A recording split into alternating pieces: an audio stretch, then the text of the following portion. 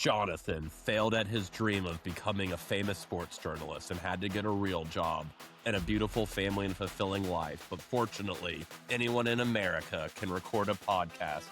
His good buddy Jackson has a great radio voice and happens to know a lot about golf because he works at a golf course. Together, they will bring you the Not So Ball Knowers, a thrilling podcast where we deliver lukewarm takes and interview guests much smarter than us. Get excited because this podcast has some exciting stuff. Welcome to the Not So Ball Knowers.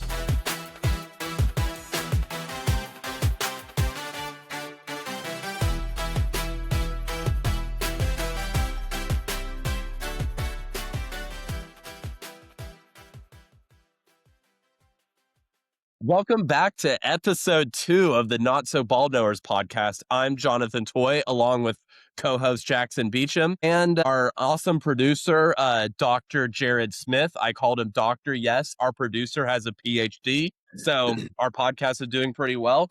And speaking of doing pretty well, episode 2, we've already landed an all-star guest, Knoxville celebrity, Sam DeFord. Yes, I said Knoxville celebrity. He was the former manager of the Cat Lab at one of the biggest hospitals in Knoxville, and he was listed in the Knoxville News Sentinel 40 under 40.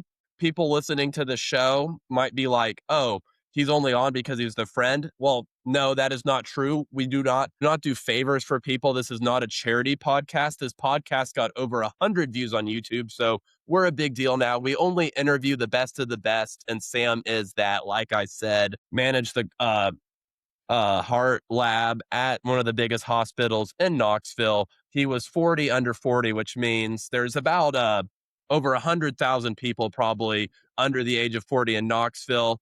Only 40 made that list. Sam was one of them. He's on our podcast. How cool is that? I knew calling Sam out would really, bragging on Sam like this would really embarrass him. His connection to sports is also obvious. He does heart stuff. You have to have a great heart to be good at sports. Bam.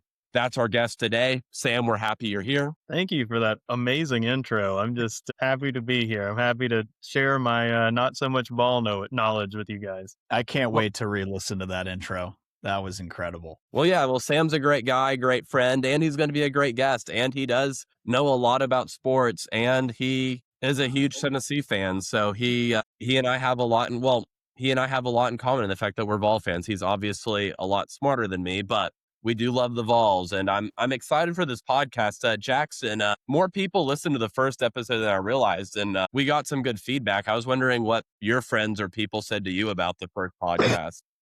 Yeah, man, it was good stuff, as this evolves out of the infancy stage into the true rookie stage, the toddler stage, we'll call it. It's been fun. I got some feedback from some coworkers. I went to dinner with a group of friends, and he's just a guy that is, I know him well. We all know him well, but somebody that I would absolutely have not expected by any stretch of the imagination to listen to this, gave it a listen. So that's cool. I mean, I guess we're reaching audiences we didn't know possible. So, but how's everybody doing? Sam, how we doing? Toy, how we doing? Week before the Super Bowl, Grammys are tonight.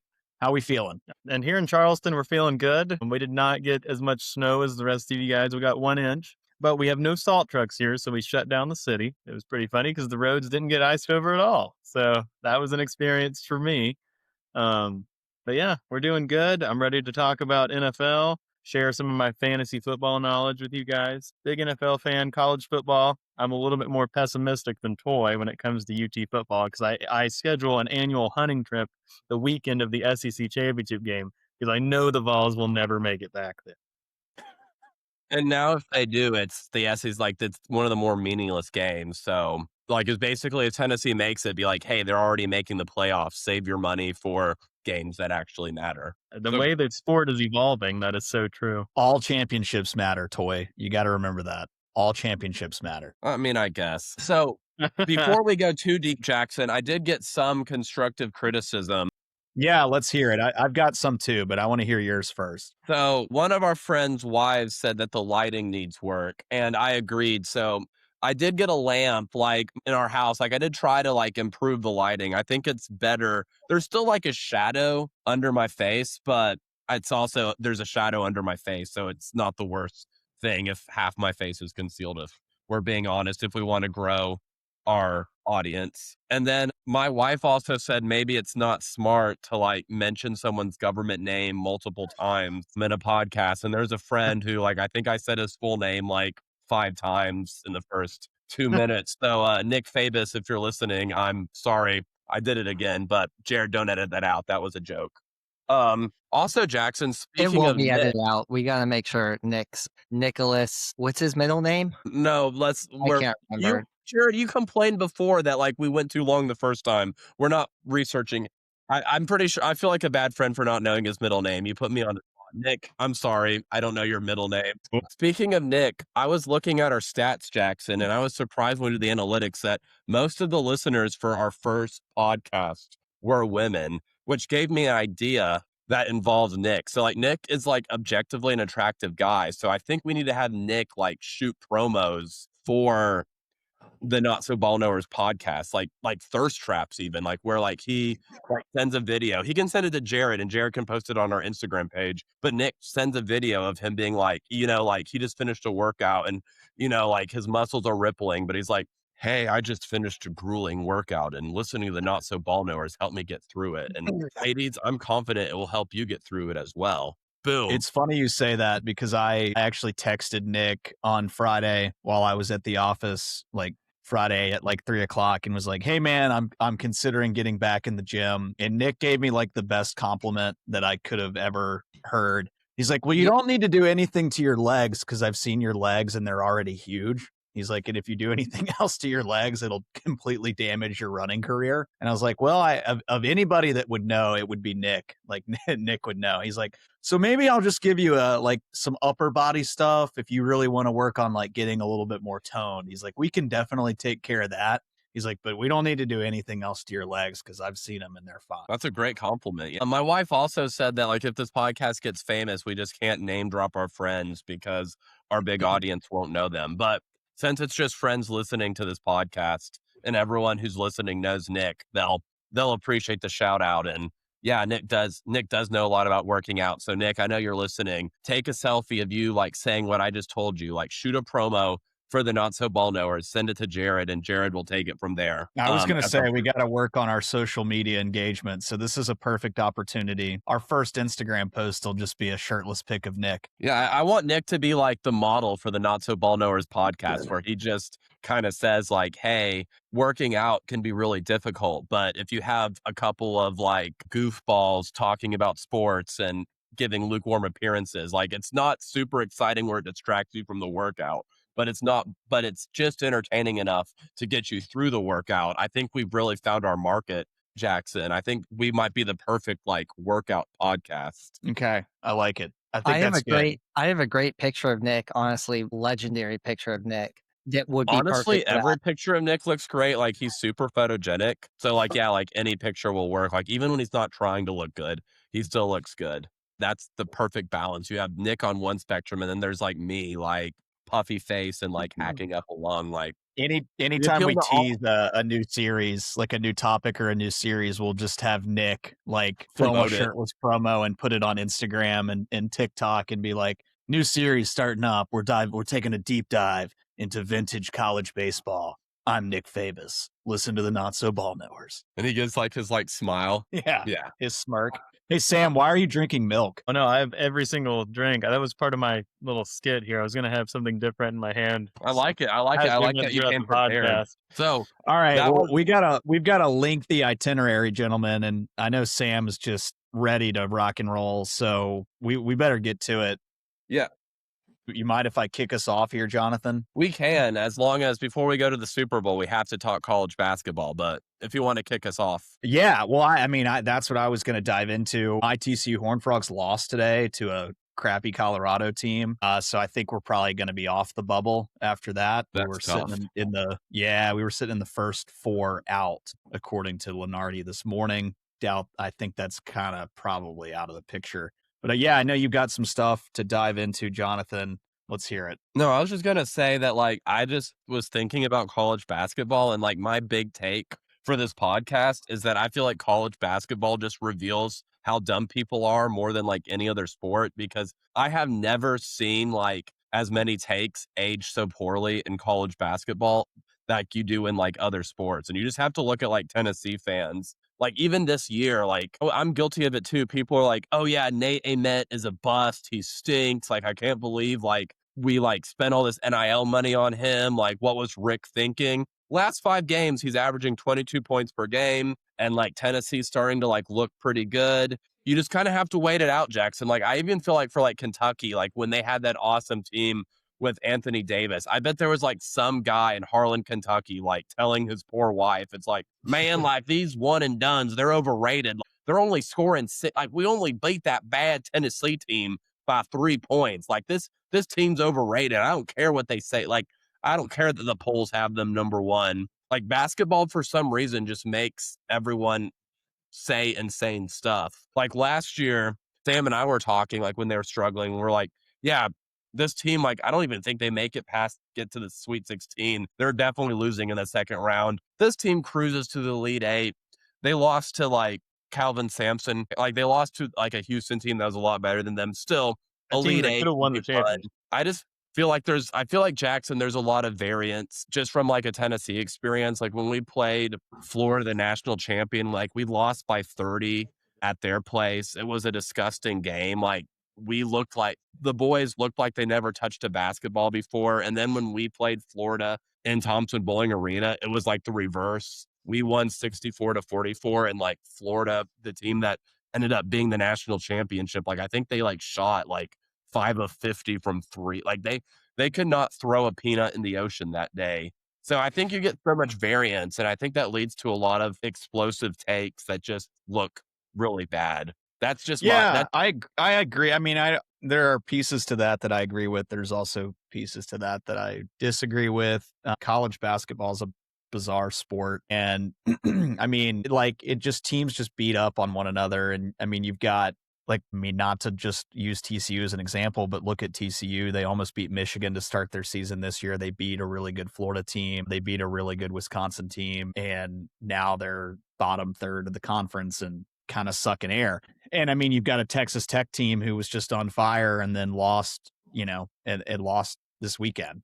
And so I don't know. There's, we use that word parity. There is a lot of parity in college basketball, the same as there is growing parity in college football. But like, look at a team like Baylor. Everybody was all pumped up because they signed that kid who I'm blanking on his name right now, but they signed that kid who played a couple years of pro ball overseas and entered the draft a few years ago and got drafted in the first round. And however tall he is, like 7'2", and they bring him in. He still has NCAA eligibility. He gets approved to play, and Baylor is still cheeks. They're bad.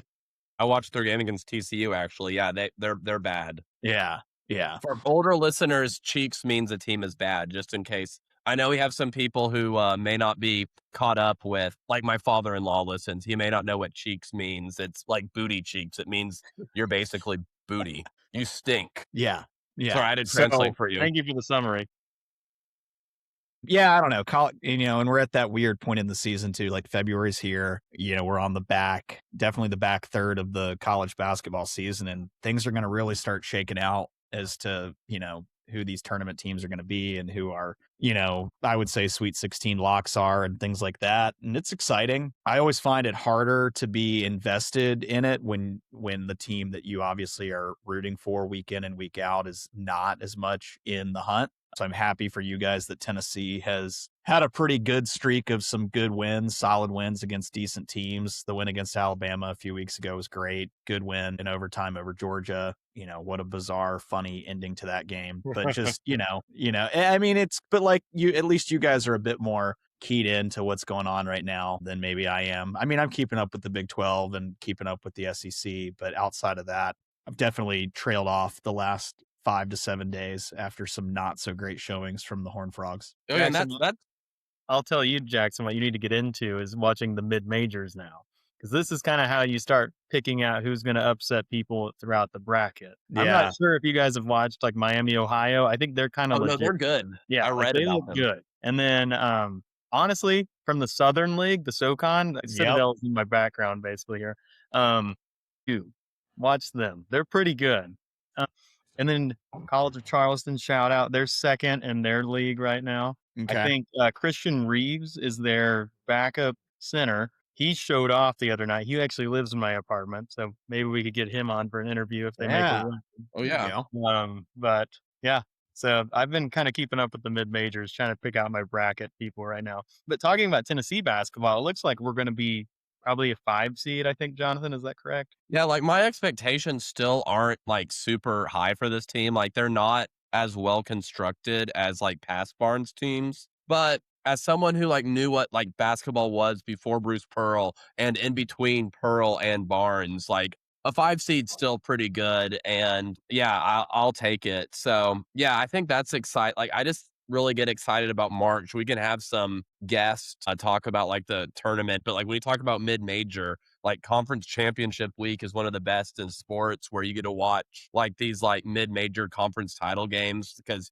there's an NCAA tournament berth on the line. And then normally it's usually like the number 1 seed in that conference tournament against like the number 8 who has a losing record. And it's always wild to see those teams with the losing record actually make it into the tournament. It's probably like the best thing ever for them. But now with like the way that the college tournaments are designed, and I can't remember the competitive league right now, but there's the one that's countering the NIT that's getting a lot of the bigger schools. And so like last year in the NIT, it kind of became like the best mid-major. You didn't make the tournament league last year.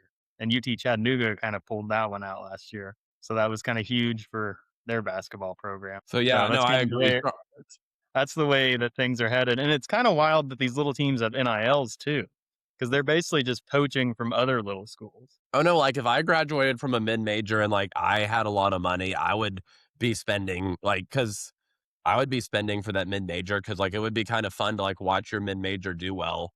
I don't And know, then like see him get sent off the next year. Because like what happened with Chattanooga last year, their point guard is now the starting point guard at West Virginia. And so it's kind of fun watching these little teams like make little runs. And then next year you'll see him playing for, the Big 12, which is the big league, as Jackson calls it. the big league. No, and we don't have to talk too much about basketball because we're trying to That's keep. total BS. Like this podcast needs to reaffirm that the Big 12 was the Mountain West and the Mountain West sucks, and that just goes back down the. Sorry, Pretty sure the number 1 team in the country is Big 12 right now. I muted Jared because this podcast is all about growing the audience. So if there's any chance Big 12 listeners are listening, we want to pander to them. Love the Big 12. All right, we had some technical difficulties. I don't know how much Jared is going to edit out or leave in. I hope he leaves a lot of it in because, I want I didn't write Riverside.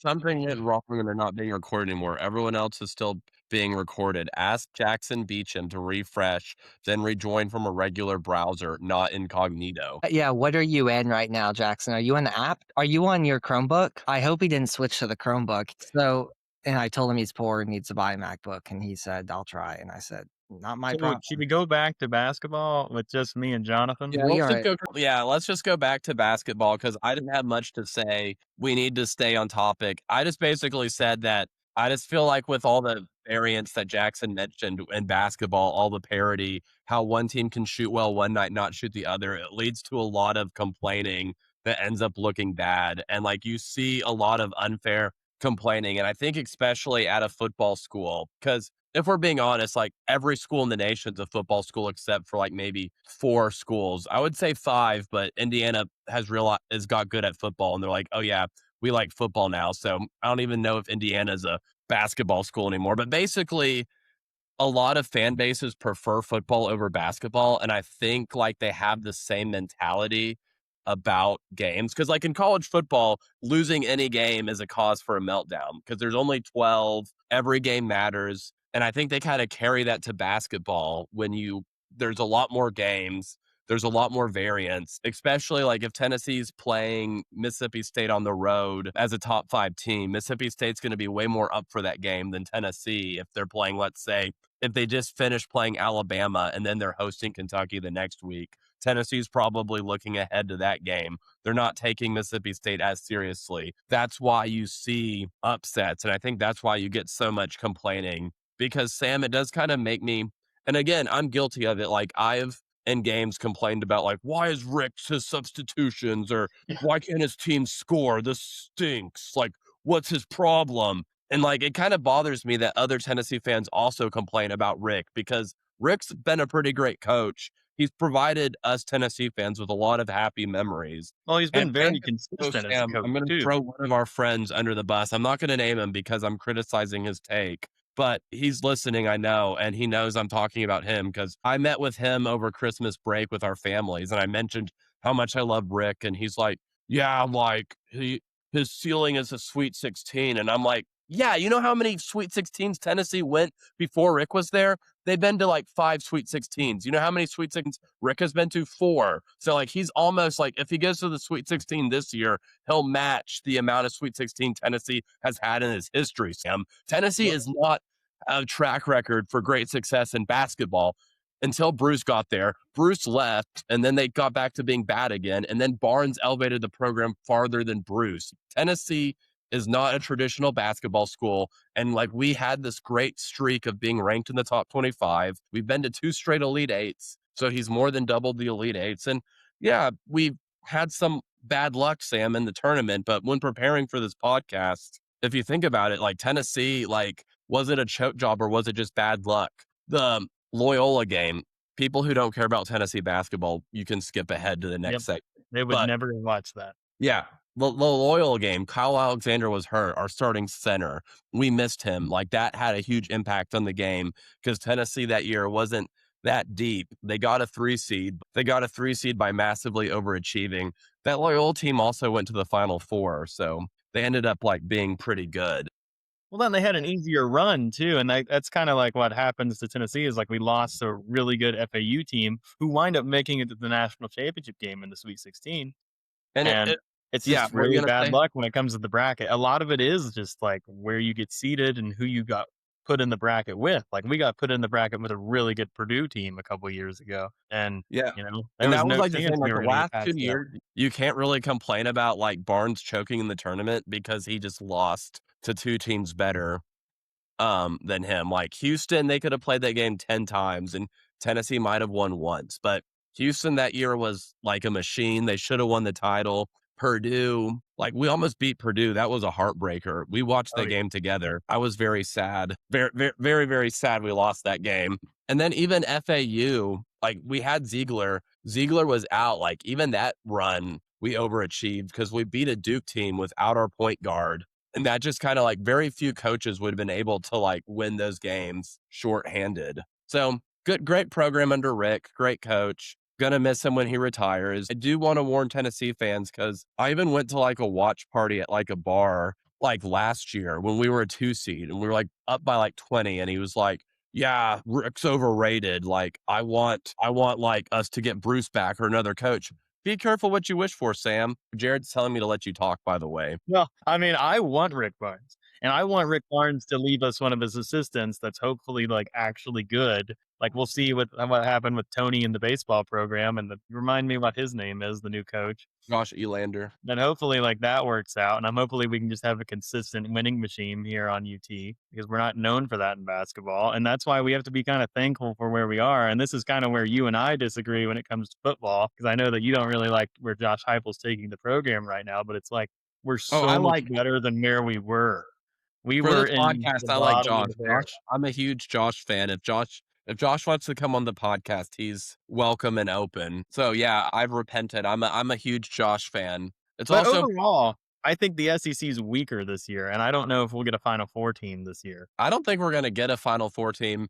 My final basketball point is like all the Tennessee fans wanting Barnes to like move on or like they think he can't score. Like just be careful what you wish for because just look at Texas. They were bad before Rick came. Rick turned them to a great program. Texas fans wanted more because they're like, oh, we're not going as far in the tournament as we want. So they got rid of Rick. They haven't been good since. And Rick went to Tennessee. And now all my Texas friends tell me like, oh yeah, we never should have gotten rid of Rick. Like they admit it, but yeah, like they didn't improve when they got rid of Rick, and like Rick came and turned Tennessee into a top 10 program. I completely agree. All right, so is Jackson back in? Because I think we're at 30 minutes. We can talk NFL the rest of the podcast. That's all I had to say about college basketball is that people complain too much. It's not just a Tennessee thing. I think they just overreacted. They just overreact to games because they're just used to being football fans. Well, they want us to go undefeated. I get that cheering for your team every game, but the realistic possibility of that happening is just impossible. And you're just kind of hoping that your team gets into the tournament in a good spot and you just get lucky with them where you get paired up with. I mean, all it is it comes down to matchups.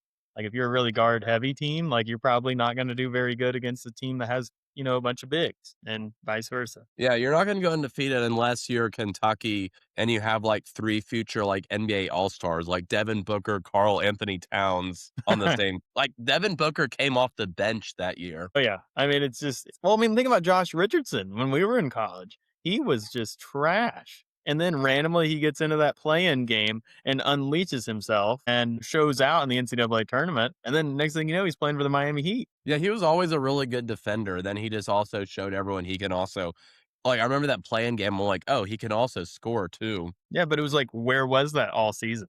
And that's what I'm trying to get back to your point with like Devin Booker, just coming off the bench and showing out. All right, But let's do you see. want to move on to NFL? Because I can tell you all about the coaching hires if you'd Oh, I like. do. I just want to see if we get like Jackson back real quick. We can pause this part, or Jared can make a note and then come back. I just want to see where he is. Jared said to keep going. Jared's kind of getting a little bossy on this. He's kind of getting a little bossy on this podcast. Keep going Well, and he let is the Sam talk. producer. He's allowed to get a little bossy. I won't say his next comment after I called him bossy because we're a But family podcast. All right, NFL. He says he doesn't so want 3 first hours. off, we need to talk about the Titans' new hire, Robert Saleh. That's a huge deal because it seems like a lot of people are actually really excited about that hire. He seems to actually really want to be a part of the organization. Edit that part out. But he really wants to be a part of the organization. I think it's a really good pair for us. I feel like the Titans need a defensive coach. I feel like that's just part of their DNA. I mean, we have Jeffrey Simmons. We're known for really good defense and we're known for running backs. And I want to see that come back. And we'll kind of see what Brian Dable's able to get out of Cam Ward. We'll see what his ceiling is and see if he can be a consistent winning quarterback.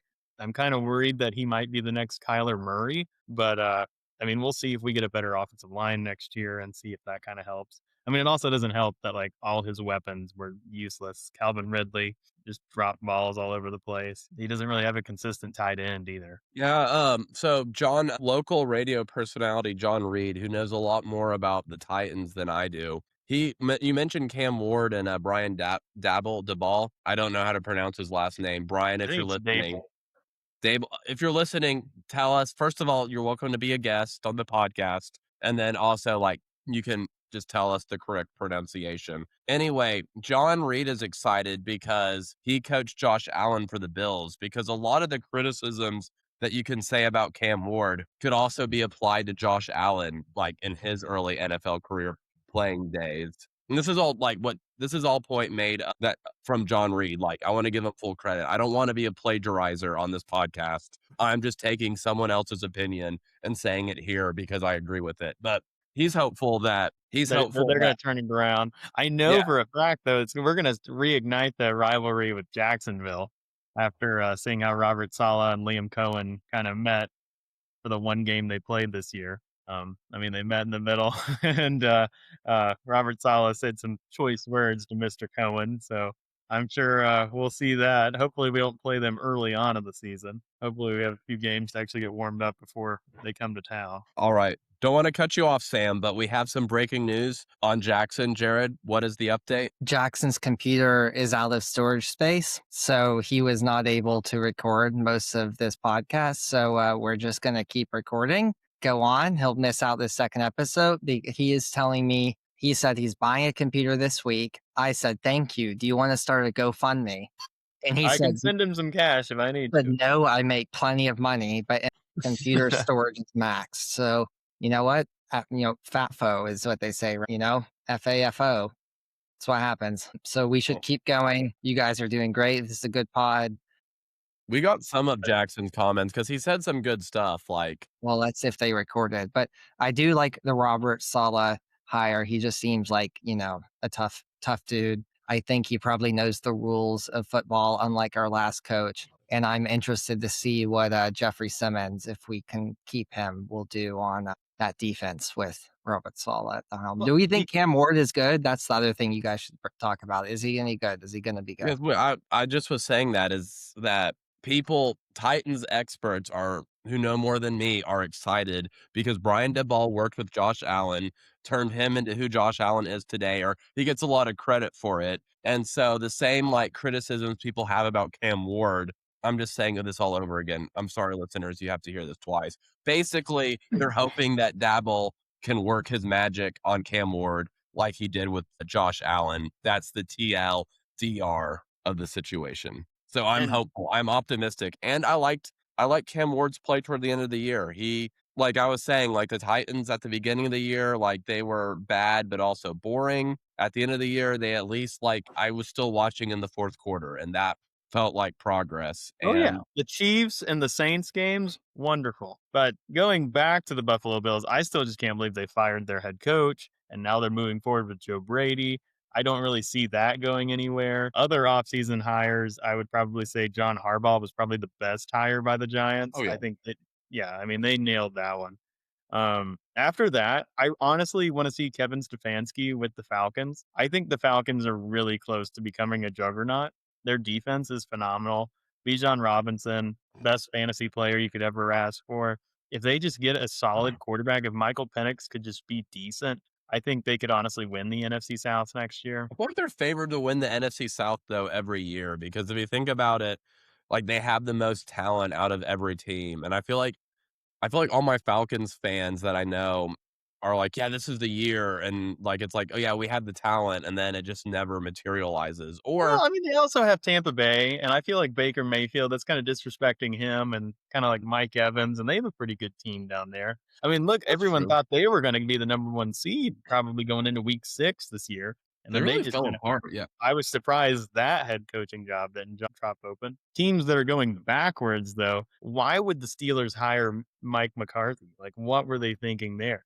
I mean, did they just want to go back to 2010? Like, sorry, man, like, we're moving forward with football. Things have changed. It also seems like the perfect Steelers hire because I feel like the Steelers, from everything I watch from them, is like they don't want to go forward with football. Like they still want to play like 1970s style, where it's great defense and like basically like terrorist style football, where it's like the most disgusting, unwatchable game. And like they win on a field goal with no, not on a game winning field goal because that's too exciting, but on they get the ball down two with 10 minutes to go in the fourth quarter. This is like the Steelers' like dream scenario is that they get the ball with 10 minutes in the fourth quarter, go on a 7-minute drive, stall out in the red zone, and then kick a field goal to go up one. And then with 3 minutes to go, they get like they get a stop at midfield to take over and then go in victory formation.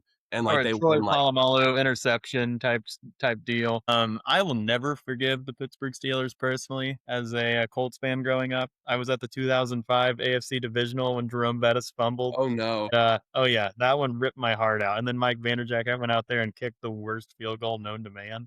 So I will never be a Steelers fan. Another hire that I'm kind of interested to see in is this Jesse Minter for the Baltimore Ravens, just like dropping Harbaugh like it was nothing. I mean, I feel like that walking into it is probably the best scenario because I mean you've got a solid defense, you get Lamar Jackson, you get Derrick Henry. I mean, I don't know how you can mess that up. And I feel like Derrick Henry is gonna like be solid for like a 5 more years. I feel like people are like, oh, he's getting old for a running back, but I feel like Derrick Henry is one of those athletes like LeBron whose like body like defies like normal like expectation. Like I could see him like running like breaking tackles and like running like a 4.5 at age 40 because he's Derrick Henry. But yeah, I mean that first game against the Buffalo Bills this year, he went off, and then yeah, he's just kind of dominated this whole past season. I think he was a top 5 fantasy running back the whole year without Lamar playing most of the year too. Oh, we have Jackson back. Guys, round of applause. We got Jackson back. To say I had my update from Jackson is that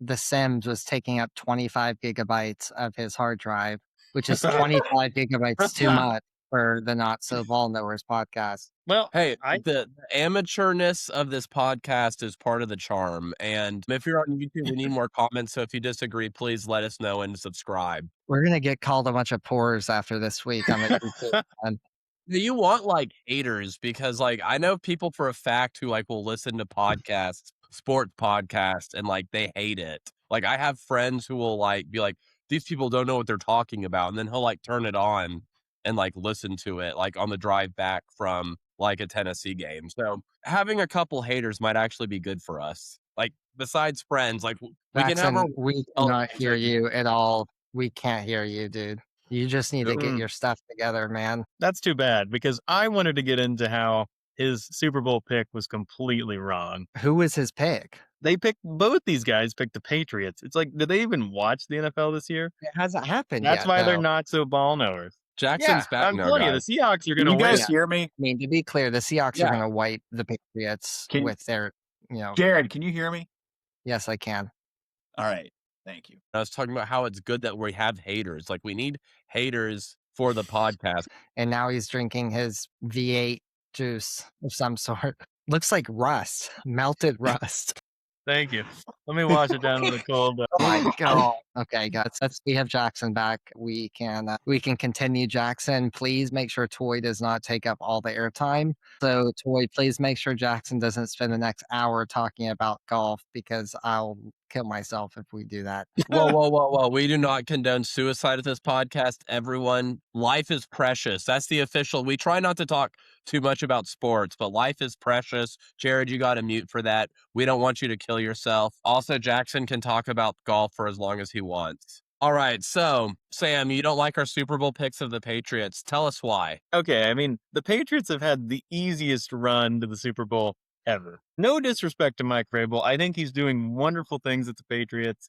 But I mean, first off, I don't think they beat anyone above 500 other than the Bills. I think that's their one regular season win above a team versus 500. If you look at the list of coaches that played against them this year, they got fired. It's hilarious. Because basically every one of the coaches they played this year, the Jets, the Dolphins, everybody's getting fired. But most importantly, then they get into the second round, they play CJ Stroud, who just forgets how to play quarterback for the first half and throws 4 interceptions. I don't really think that was a quality opponent. And then they get the Broncos backup quarterback in the next game, and they barely beat them. I mean, that's just inexcusable. Yeah, but there was weather and other stuff playing in there and really good defense. I mean, Yeah, the 3 points is like that was kind of like that game was like a lot more like of a blowout than like you would think because then the final score indicated because that was basically like the Patriots went on a 10-minute drive of Vrabel Classic, kicked a field goal, then it started snowing and basically Vrabel is like we're not going to throw any passes downfield. We're not going to do anything that could like give Denver a fluke touchdown. Like, because like they already can't move the ball with a backup quarterback. So I think they were winning that game without the weather. Like, if it didn't snow, I think that game is like uglier because I think he actually has Drake May throw. But no, I don't think he trusts Drake May, though. If you watch the games, I don't really think he opens up the playbook. I think he kind of runs what he did with Tannehill. And I feel like it's just everything goes through the running backs. And they've really lucked out because they have 2 absolute studs back there. But I think nothing wrong going through the running backs, Sam. Huh? There's nothing wrong with running an offense through running backs. Hey, there's nothing wrong kind of nowadays there is. You kind of need an elite quarterback. And I have to say, Sam Darnold this year actually has been elite. We were talking about the 2018 draft class. He's the first guy from that draft class to make the Super Bowl. That's a draft class that included Baker Mayfield, Lamar Jackson, Josh Allen. Those guys have not made it to the Super Bowl, and Sam Darnold now has. He also has JSN to throw the ball to. The guy's just always open. Sam Darnold's going to see some ghosts this weekend. I don't know. I don't see it. A lot of ghosts. A lot of ghost spottings.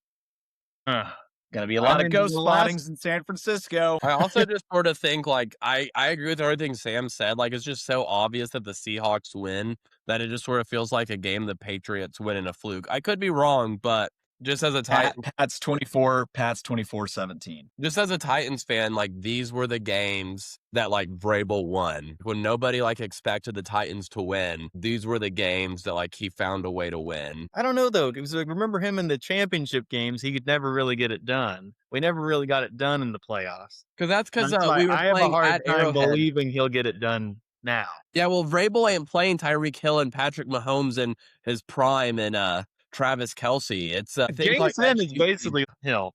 I mean, the guy's all over the place. If Kenneth Walker in the backfield, and then I think that Kansas City team didn't have that good of a defense that the Seahawks defense has.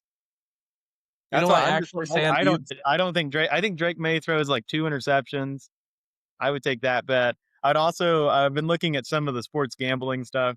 I am definitely going to go with the over that the announcers talk about Patrick Mahomes sometime during the game. I think that's going to happen. If the league could make it happen, they'd probably just say both teams, sorry, Kansas City actually won the Super Bowl this year. We're going to have like a Patrick Mahomes booth guest, visit, give some like a 5-minute little pop into the booth, I think. Well, if he comes, that means Dylan Raiola will also come because we need Pat Mahomes Jr. on the pod. Too bad he didn't become a Vol. I would have loved it. I would have rooted for that all day. Same here. But you know what, Sam? You gave such a convincing argument. I am changing my position. I am easily swayed when it comes to the NFL. So I am now picking the Seahawks to win 34-17. Wow. Okay. I wasn't going to go that high. I'm That's probably going to that's a 27-20 beatdown. the MVP. And I think Drake May throws a pick six, trying to get back in the game, and that's why the final score is inflated. Okay. I'm just trying to not get fired from my job because my boss is a Pats fan. Oh man. And he listens to this podcast. Well, if you're listening, I'm glad you're a listener. Go like and subscribe us on YouTube, Jackson's boss, and maybe give Jackson a raise. He works hard. My favorite Patriots game was the 2006 AFC Championship game.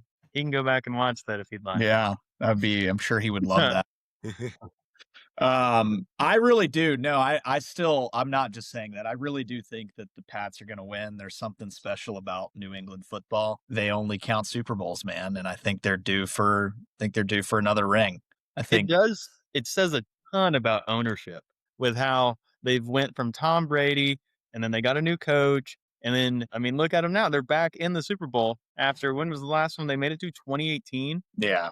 I mean, it's just ridiculous how fast they turn things around. Right. It's very impressive, and just the entire organization. I have never been I respect the hell out of Belichick, but I was just never a huge fan just of him. I mean, I respect him, but I think it's cool. I think it's super cool, and I'm rooting for him. I really do. And I'm not just saying that I think they're going to win because I want them to win. I legitimately think that there's something about championships in New England, and I just think it's going to happen. For those of you guys that don't know, Drake May's wife actually does a Instagram where she's like a baker basically, and she feeds the offensive linemen. So we better hope Drake May better hope that, she's making all the muffins and everything, keeping them fed, because he's going to need all the protection. Goodness, man. Yeah, how about him being kept out of the Hall? Sorry, Sam. Go ahead. Bill Belichick being kept out of the Hall of Fame. Yes, that was crazy. So now, do they give the same treatment to Brady? I mean, that's what I want to know. Yeah, I mean, the two scandals were huge. I mean, Deflategate was minor, but like the actually like filming people's signals, like that was pretty bad. Yeah. So, I mean, I think that's the main reason they've kind of kept him out. Right. So, I mean, we'll see. I have a hard time seeing them keep Brady out, though, especially after that 2017 Super Bowl against the Falcons. Like, that was like one of the best performances ever. That was pretty cool. I didn't even like the Patriots, and I had to start cheering for them in the second half because it was like, this is actually happening. I'm witnessing history. That was fun. We also watched that Super Bowl together at our apartment in Maplehurst. Yeah. Mr. Nick was there too. Yeah, he was. Yeah, he and his wife were there. I drank like 6 Cokes, and one of our friends, Alex, was afraid I was going to get diabetes because he's like, it wasn't like Coke Zero either. He was like, yeah, he's like, it was like just like regular Coke, and I think I had like 7 in one setting, and like I was also obese then too, so it came from a good place. But Alex is like, yeah, someone who wants to be a doctor, I think you might want to cut down on your sugar intake. This could lead to future health problems. But, one time I've called Sam about this too, but I was having chest pain one day at work, like bad chest pain. And I called Alex, and I like stepped out of my office. We have a patio at my office, and I stepped out onto this patio area and called Alex and was like, "Hey man, here are my symptoms. Is this a cardiac event?" And he was like, run me through the symptoms again. And I was like, yeah. And he was like, no, it's not a cardiac event. You've strained a muscle. And I was like, oh, okay. Good to know. Shout out to Alex. We should have him on the podcast. Shout out to Alex. And I did not mention his government name. So success. And we're at the 52-minute mark. So I was going to say my only cardiac event was when I was in college.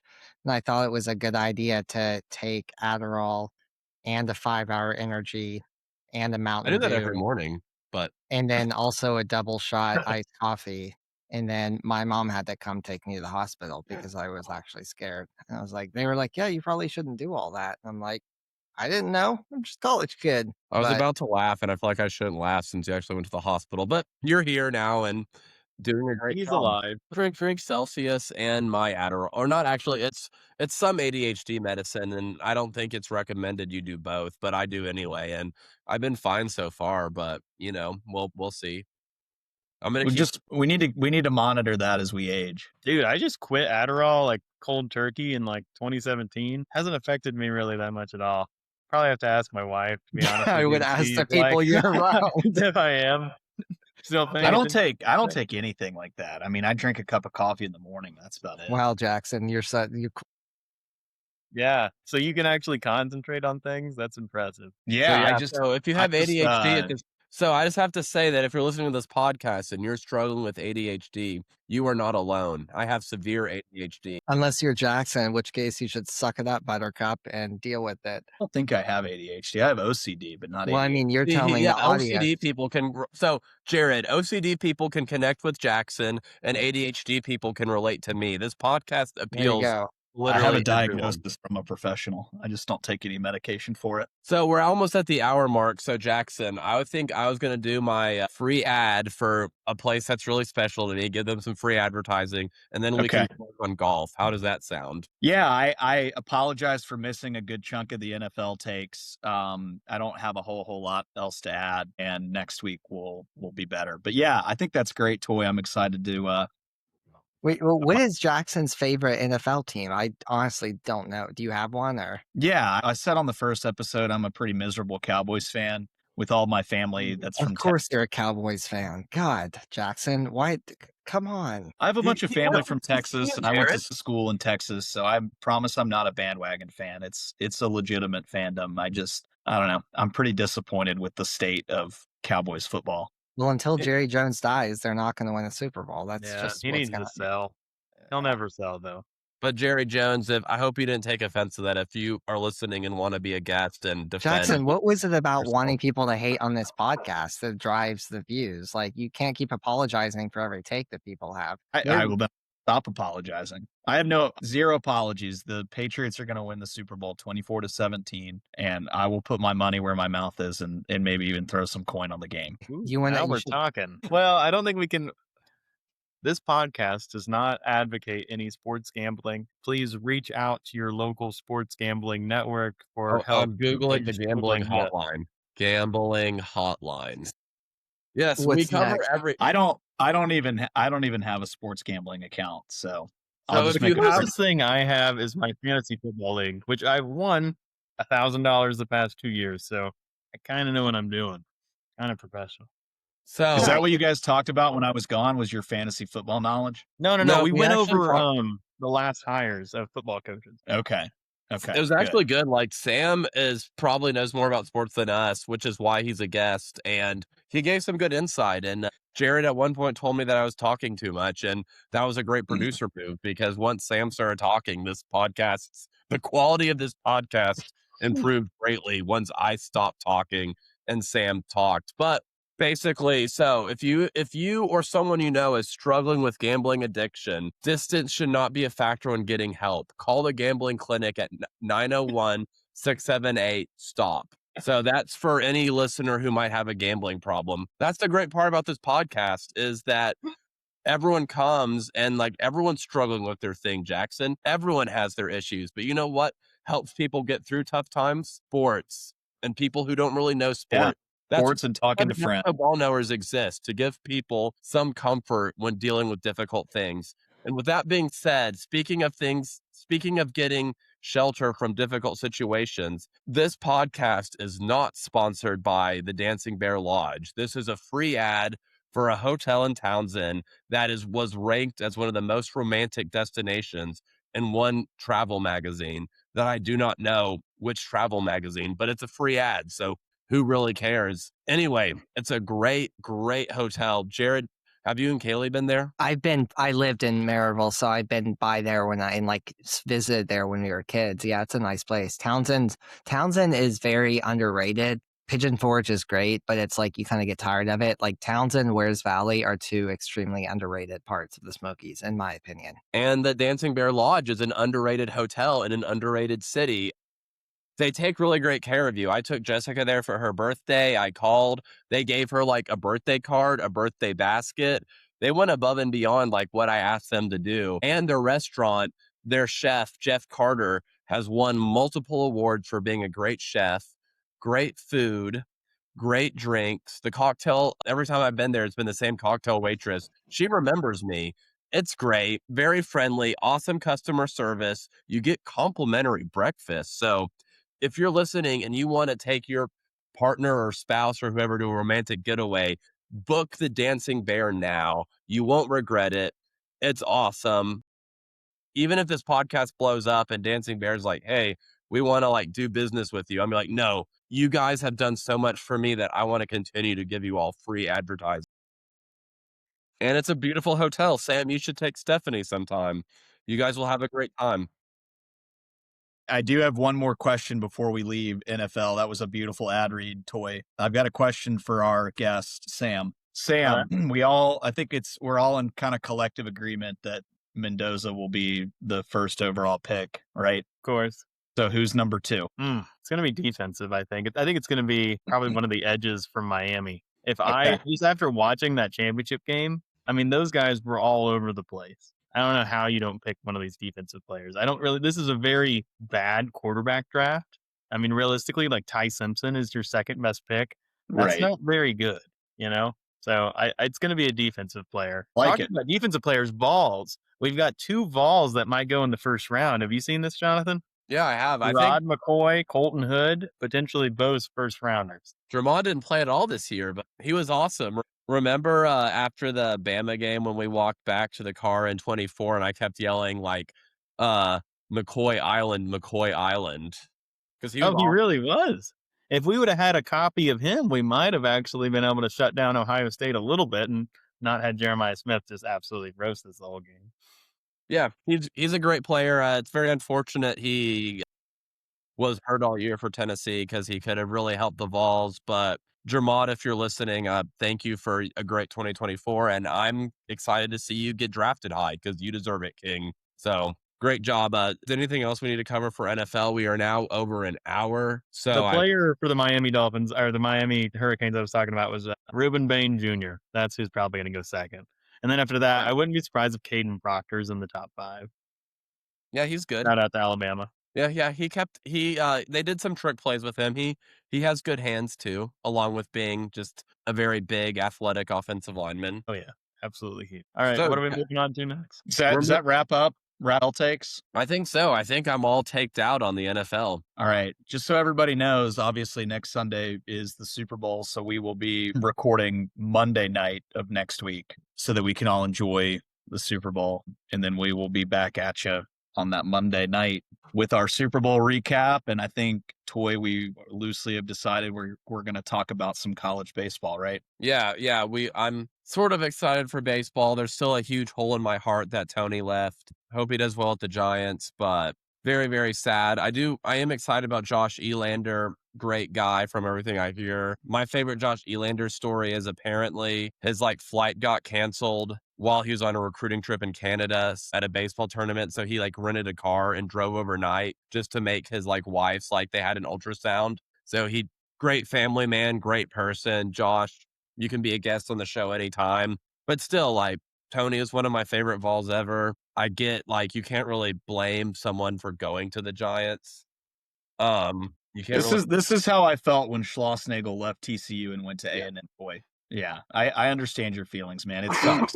You get so attached to a coach and a coach that brings you so much success, and you're happy for him because you know it's a better opportunity and they're going to make some more money. But yeah, the 2024 baseball season was a lot of fun, just like the title run. Sam and I actually went to a couple games together. I've still got my, even though I'm a TCU fan, I've got my. Heck yeah. Let's save our college baseball stuff for next week or the week after, because it sounds like we could continue on this for a while. Yeah, I agree.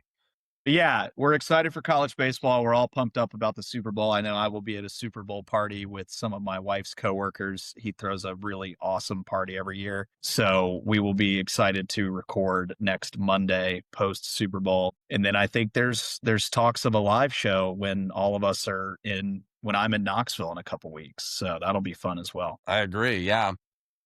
Yeah. So is it my turn? Do I get to talk about golf for 5 minutes before we wrap things up? Yes, I actually watched golf this weekend, so the floor is yours. I know. The group chat was abuzz with Toy watching golf with his son and his wife. It was great. All right. Look, there's some good golf to talk about for 5 minutes. I need my Let's 5 go. minutes in the spotlight. Everybody cue your yawns. All righty. The PGA Tour was in sunny San Diego this week for the Farmers Insurance Open. Justin Rose, Team Rose, went wire to wire. If you don't know what that means, he led all 4 rounds, 23 under par. I'm going to ask our guest and Jonathan, and if Jared knows the answer, he can chime in too. So this week, Justin Rose set the tournament scoring record of 23 under par. Who was the last person to set the scoring record at this tournament? And bonus points if you can name the year. So 1 point for the person, 2 points if you can name the year. Ooh. Tiger Woods, Okay, that's 1. 2009. No. No, that's when it's like, yeah, that was, I think, when the Peak scandal Tiger. So like 2005. 99 Phil Mickelson? and Tiger Woods. I knew he had a 1999. dominant, like where he just ran away with it. Yeah, 22 under, and then I'd have to check my sources. Before that, it was back in the 80s, the person before that. So kudos to Justin Rose. Seems like he's just been doing it forever, 45 years old now. Just been a beast in the Ryder Cup. He's won a major. Guy's kind of legit. Not kind of legit. He is legit. I mean, he's literally been doing this for 20 plus years. So happy for Rosie. It was really cool to see some other names, up there in the top 10. Joel Damon, who kind of sort of didn't have a tour card. Why are Sam just geeking out the whole time?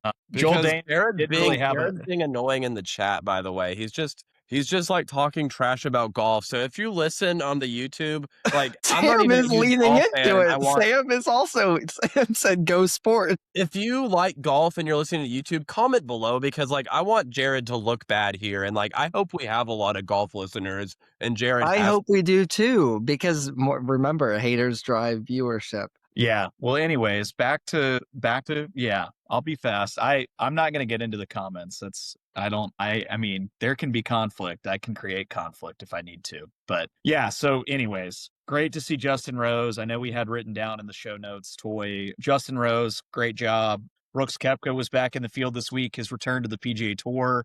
Pretty cool to see. Didn't play the best, but I don't think anybody maybe expected him to play super well. He did make the cut, so I would say that's good. So, we'll see what happens next week. He is going to play next week at the Waste Management Phoenix Open in Scottsdale. Super fun event that will wrap up right before the Super Bowl starts. But yeah, if we real quick, just to run down the leaderboard, Justin Rose obviously won. A 3-way tie, Cootie, Siwoo Kim, and I always pronounce this guy's name wrong. Hisatun, I believe is how it's pronounced. 3 kind of Siwoo Kim's been around forever, but Cootie and Hisatun are 2 very up and coming players. Jake Knapp, just sweet swinging. T5 with Steven Yeager. Sahith Theegala, who is my wife's favorite tour player with the little top 10 T7. And then Joel Damon, who, like I mentioned, kind of not in a position to make a lot of starts on the PGA Tour this year, has had 2 really, really great starts to kick off the season. So happy for Joel Damon, and I will stop going too much further down the leaderboard to keep people from being bored. But yeah, it was a great week of golf. We're, starting to get into the thick of the PGA Tour season with some bigger events coming up on the horizon. Obviously, we're going to have Scottsdale this week, and then we'll have Pebble coming up soon as well. So we'll see, hopefully, Rory making his first start, in the next few weeks on the PGA Tour, which will be great. And then before you know it, it'll be Masters season. I'm waiting for the Masters. The Masters is actually entertaining. Yeah, the Masters, I mean, it's all like, yeah, it's all entertaining.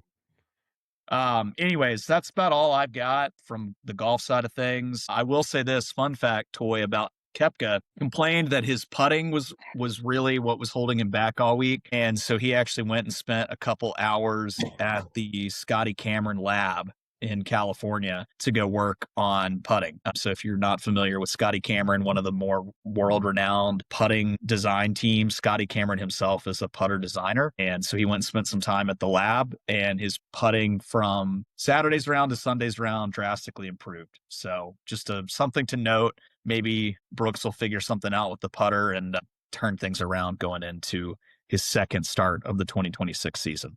I did hear that. I did hear the commentator say that his putting was atrocious, is how he described it when I was watching. Yeah. It's kind of pulling putts all week, missing to the left on some putts. It was a little weird, very uncharacteristic. Brooks is typically a really good putter of the golf ball. Anyways, it's going to be a good week upcoming. Again, Scotty will be in the field. Spieth is in the field. Brooks is in the field again this coming week. So some good competition in Scottsdale. I believe Sahit's in the field again as well. So good, fun field, good, fun event. The loudest hole in golf, 16 at Scottsdale. They basically build a stadium around the 16th hole, and it fits up to like 20,000 people. Gets pretty raucous. And when there's a hole in one, people just throw beers onto the green, and it's cool. It's something that we don't see a ton of in golf. So I think it's fun for the golf community to just kind of kick back, relax, and not take themselves so seriously, because we have a tendency in the golf world to take ourselves far too seriously at times. So I'm pumped up for Waste Management Scottsdale week. Pumped up to recap Super Bowl, pumped up to watch the Super Bowl. It's just a fun week in sports. So yeah, it's about all I've got. That's perfect. That was a great golf recap, and I'm sure all of our golf listeners really appreciate it. No, I enjoyed watching golf. I did get I did. I forgot one very important thing that we missed. This happened midweek. You guys saw that Patrick Reed applied for reinstatement to the PGA Tour. So he did not renew his contract with Live Golf. And yeah, it's big, very big news. So Patrick Reed will be eligible for reinstatement to the PGA Tour later on this summer. Of note, he's already won on the European Tour this year, the DP World Tour. He won last week in Dubai against a pretty stacked field. Rory was playing. There was some very big names in that field, and he went out and got it done. So just note, we'll monitor what's going on with P. Reed. I know he's kind of a villain on the tour, but man, is he he's fun to watch play golf. Even if you're not a fan of him, just the way that he plays the game of golf is fascinating. And it's good to have people, polarizing figures, sometimes in the game of golf. So hopefully, I don't think he's going to be floated that same deal, because his most recent major win was like 2018 at Augusta. So I don't think, he'll have to serve the suspension longer than Brooks did. So we should see P. Reed returning probably to the PGA Tour sometime in August. That sounds good. No, I'm excited about golf. I will say, Jackson, the one downside was seeing how beautiful the Torrey Pines looked this weekend while I was stuck in snow. Was not fun. Torrey looked pretty. Apparently the weather in San Diego this week was awesome, and they're saying it's going to be another great week of weather in Scottsdale next week. So I'm excited. So yeah, I think this podcast is shorter than the last one. I think we were more successful. Yeah, we'll do a Masters pick'em, and we'll have Nick obviously watches a lot of golf and plays golf. So we'll probably try to have Nick on for our Masters preview, as well as one of my coworkers. And we can do some live updates, assuming our social media is buzzing at that point. We can do some live social media updates as to where our Masters pick'em will stand at that point. We could even live stream the Masters Pick'em if we do it again. As long as I'm doing it from the drive-through of a Wendy's in Monroe County, then I should be able to do it from. That sounds like that would actually help you. You could ask the Wendy's workers. I just kept listening for Jackson to say a name I recognized, and I think I did pretty good. And then I knew that there was a really good Japanese guy that year, and I don't remember if he won or not. But Hideki Matsuyama, yeah. And then when I went to Japan in September, they love him. They love Shohei. Like, if you're a Japanese sports star, then you're royalty, you are a celebrity. They literally pointed to the building that Shohei has a penthouse in, and it's like everybody knows he lives there. And I'm like, that's pretty cool. Sam, you got anything to add on golf? I'm sure no, guys, I'm gonna be honest, I don't really know much about golf. I don't really know much about golf. I don't even know what the difference between the PGA and the LIV. I just remember I turned on the TV one time, and it's like the Tiger Woods virtual golf thing. Didn't really understand that. Thought that was kind of Yeah. hokey and weird. Yeah. But, we're just trying to fill sports in after football. And I feel like that's what's going on there. Yeah. I understand it's a huge drop off. We're bridging the gap between, it's the same with tennis. It's like golf sprinkles in these 4 really big events over the course of like the season, right? And everybody tunes into those 4 big events. And then otherwise, unless you're a hardo like me and you just are obsessed with it, you really don't follow it, which there's nothing wrong with that. That's No. just how the sport operates. But MLB spring training, that's happening very soon. I saw the Yankees shipped out to Tampa this week, so we'll monitor some spring training stuff. And as we get closer, we'll definitely have a Masters preview pod before the Masters where we just talk golf for probably about 30 minutes. I'm excited. Absolutely. By then, you'll be an expert, Toy. I know. I already feel like I learned stuff. I learned that Brooks Koepka struggled with putting and that Torrey Pines is in San Diego. So Yep. I'm excited. I'm hoping our golf listeners see like my progress, because I hope that they're not like, oh, this guy doesn't care and they're hurt, but they're like, oh, this guy doesn't know anything about golf, but he's trying. That's really cute. Absolutely. Fun fact for all the casuals out there too, if you didn't know, if you're in Torrey Pines and you like to play golf, Torrey Pines is actually a public golf course. So even though it's ridiculously nice and very well conditioned and on this beautiful seaside, a piece of land just north of San Diego, you can play for a relatively reasonable rate. They have 2 courses. They have a north and a south course. And if you're a resident in San Diego, I have a friend who is a resident and a business owner, you can play for ridiculously cheap. I don't know exactly what the price is, but I want to say it's in like the $60 range for him to go play Torrey Pines. I could afford that. Yeah. So I don't think he does it all the time because his offices are down like in the like downtown San Diego. And so he obviously has to go north. But anyways, shout out Christopher Savage Heels if you're listening to this episode. He owns a great company. Maybe we'll do a free ad for him in the next pod. Nice. Yeah, it's we're trying to do a free ad every podcast. You can do the free ad next week. Love it. Well, anything else to add before we let Toy close us out? Sam, you got anything? Dr. J, Jared? I just want to thank you guys for letting me on. I'm really excited about this podcast and seeing where it goes. Maybe next August or September, if you guys need a fantasy football expert for the draft, hit me up. I'll be ready. College baseball, I'm probably going to try to watch a little bit. You guys are kind of getting me hyped for it, so we'll see. And maybe I'll get my foot into golf. Who knows? But thank you guys. Absolutely. Thanks for coming on. It was good to have you. Really excited as always. Pro Bowl is apparently Tuesday. Did not realize that. I do miss the dodgeball challenge. So if anyone here cares at NFL, please bring back the dodgeball. No, what they need to bring back is like the mid 2000s like skills challenges. Remember that with like Peyton Manning and Tom Brady and stuff? That was sick. Those were awesome. Just dudes just launching footballs like a ridiculous distance. Or like there was like the different targets they had to aim for and stuff. Oh yeah, that was so much with Mike Vick. I remember that. Oh man, that was so cool. All right, gentlemen. All right.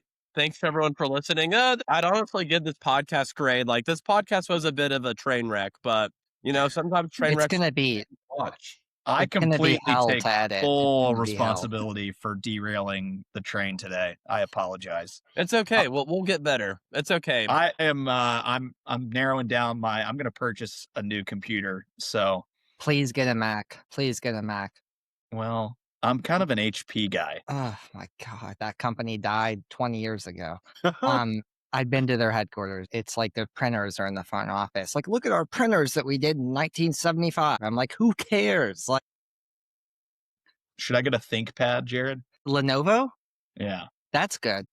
I use an HP every day of my life for my job. Dude, as long as there's enough storage space for the recording, I do not care. That's fine with me. Do we have any previews on next week other than the Super Bowl or guests coming up that you guys want to talk about, or what might be coming next, Tori and Jackson? Yeah, we're working tentatively on, we'll have a guest. The guest will be a surprise for when we actually get going. But next week, first half of the episode will be Super Bowl recap. Back half of the episode will be college baseball preview, since we'll be, about a week out, 2 weeks out from college baseball really getting going. Right. I'll have to look at the Tennessee roster to know who's on our team. Yeah, should be good. I'll have my 5 minutes of talking about who won the Waste Management in Phoenix, and it'll be good. Can't wait. Thanks for coming on. Thanks for listening, everyone. Have a great evening.